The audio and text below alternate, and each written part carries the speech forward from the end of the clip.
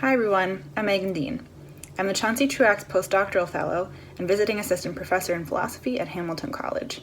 Today I'm coming to you from my beautiful pandemic philosophy classroom to talk to you about why it matters how we eat.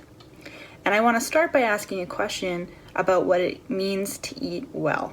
If I said that someone, let's call her Gladys, eats well, what might I mean by that? What makes some eating well? Most often what we mean when we say someone eats well is that they eat healthily. So Gladys might eat a lot of vegetables, maybe she avoids sodium, sugar, processed foods, maybe she follows her national food guide and gets all her essential vitamins and minerals from her diet. Sometimes when we say that someone is a healthy eater, we just mean that they stick to a weight loss diet or watch what they eat so they don't gain weight. A so-called normal weight or body mass index is often and incorrectly conflated with good health. So eating well often means eating healthily, however we understand health. One way to reframe this point is that how we eat matters because of eating's relationship to health. So eating impacts our health, and health is very important. So that's why it matters how we eat. But even though this is a very common way to think about eating well, health is only part of the picture. In the US in particular, there's a strong sense that eating is important because it's an opportunity to exercise freedom or autonomy. So whether Gladys chooses to eat a nutritious meal or to eat a family-sized bag of ketchup chips for supper, what's important about her eating is that it is an opportunity for her to make a choice, to exercise her ability to choose according to her own values and preferences without undue interference from, say, government regulations. On this view, it matters less what Gladys actually chooses to eat, and more that she's able to autonomously make that choice. Now, some food ethics scholars emphasize that eating can also create valuable experiences. So there's a 2014 paper by Anne Barnhill, Catherine King, Nancy Cass, and Ruth Faden, where they argue that food experiences have social, cultural, or hedonic, which just means pleasure-related value. So say you're breaking your Ramadan fast with your aunt's special dish, or you're finding some relief from the state of the world by eating a pint of Ben & Jerry's. These food experiences can have significant value for you. And this value is important regardless of whether your eating is healthy or autonomous or not. When we say that Gladys eats well, we might mean any or all of those things. She eats healthily, she eats freely, she has valuable eating experiences. What this suggests is that how Gladys eats matters because it impacts her health. And health is important. How she eats matters because it's an opportunity for her to exercise her autonomy, and her autonomy is important. And how she eats matters because it can create valuable eating experiences for her, and this value is important. So just with Gladys, so it is for all of us. How we eat matters in all these ways. Now, if you've done any reading about food ethics, you might be thinking, well, wait though, there's more to eating than that. How we eat also matters because eating impacts the environment. It impacts food workers. It impacts the welfare of non-human animals. The way that many foods are produced and distributed, for example, is a significant contributor to climate change. And food production and distribution also greatly affect the health and well-being of food workers. This has become very clear during the pandemic as agricultural workers, meat processing plant workers, grocery store workers, and food delivery people literally put their lives on the line to produce, prepare, and deliver the food we eat. So how we eat matters because of its impact on various others, human and non-human, and the environment, and these things are important too. If you're like me, you might be feeling a little bit overwhelmed right now.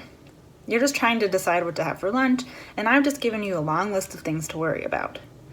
If how we eat matters in all these ways, how are we ever supposed to eat well? I'm going to come back to this question in a moment.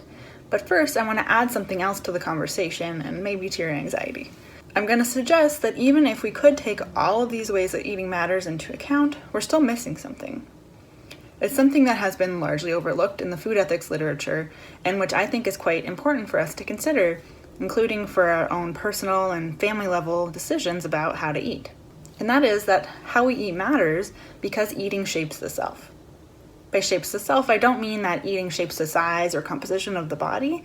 It can do that to some extent, but it's a lot more complicated than we generally think. What I mean is that practices and understandings of eating can cultivate, reinforce, or undermine aspects of the self, including our affects or emotions, our capacities, our self-understandings, and our agency. This means that the ways that we eat the ways that we are encouraged or required to eat, or discouraged or prevented from eating by food policies or circumstances like our income or a pandemic, can have significant effects on the self. Some of these effects you may welcome, and some we may not. In short, my suggestion is that how we eat matters in part because eating shapes the self, and it can shape the self in better or worse ways. Two brief examples for you to consider. Both draw on the work of feminist philosophers like Sandra Barkey, Tracy Isaacs, Quill Kukla, and Lisa Schwartzman.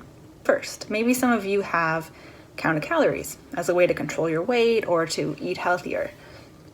Counting calories requires a lot of detailed attention to food. A lot of planning, a lot of meticulous calculation, consistent recording of what you've eaten, and so on. It requires a significant investment of time and attention. And since we only have so much time and attention, this can divert energy away from participation in other areas of our lives. And it can cultivate, and in some cases actually demand, a preoccupation with food and eating. One consequence of this investment and preoccupation is that it may lead eaters to center their self-worth in their eating. Eaters might feel that they are good, valuable, or successful only when they eat well, which in this case means that they stick to their daily allotment of calories. When self-worth is caught up in eating in this way, failure to eat well becomes a high-stakes and painful prospect. This can create a lot of anxiety about eating. And empirically, we know that it's very difficult to stick to calorie-restricted diets. So many people are going to fall off that wagon, creating a sense of themselves as inadequate or as a failure.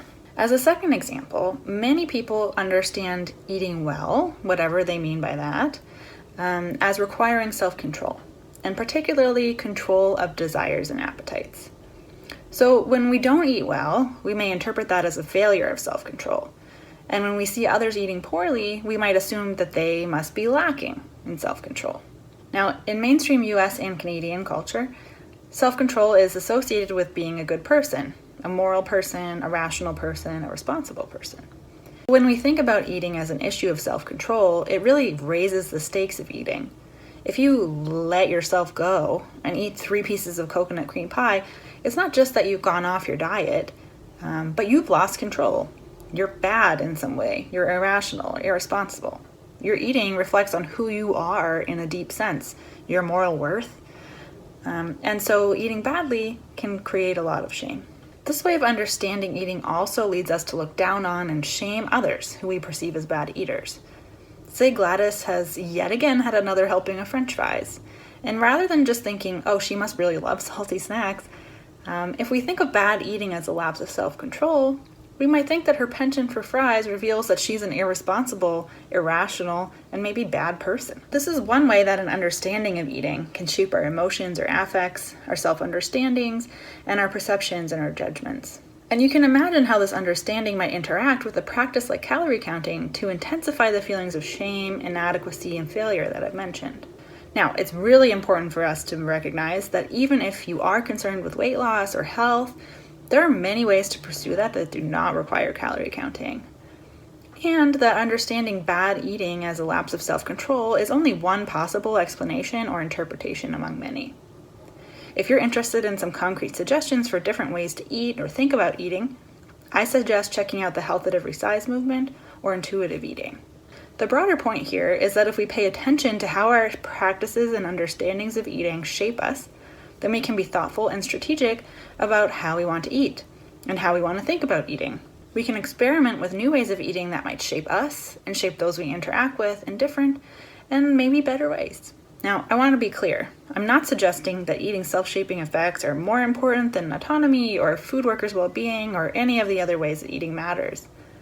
We need to think carefully about how to weigh all these concerns and which ones to prioritize in which context. But we should include eating self-shaping effects in our considerations.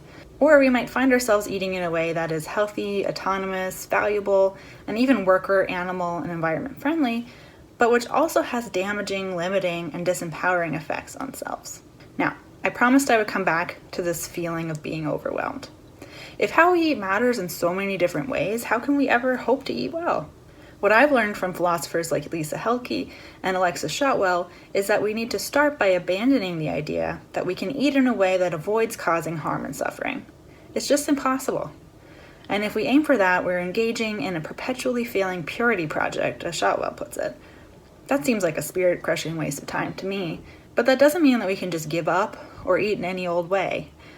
All of these things we've talked about, health, autonomy, value, non-human animals, workers, the environment, and how eating shapes selves, these things all matter. While we can't fully avoid causing harm or suffering, we need to think carefully about what we can do given the resources we have as individuals, families, or communities, the limitations we face, and the opportunities available to us given our food systems and our economic, political, and social situations. Now, I realize that's not a simple or comprehensive answer, and it leaves open a lot of questions. If you want to learn more, I hope you will check out Lisa Helke's work and Shotwell's book, Against Purity. And I hope that you continue this conversation about why it matters how we eat with your friends, family, your classmates, or your friendly neighborhood philosophy professor. Thanks for watching.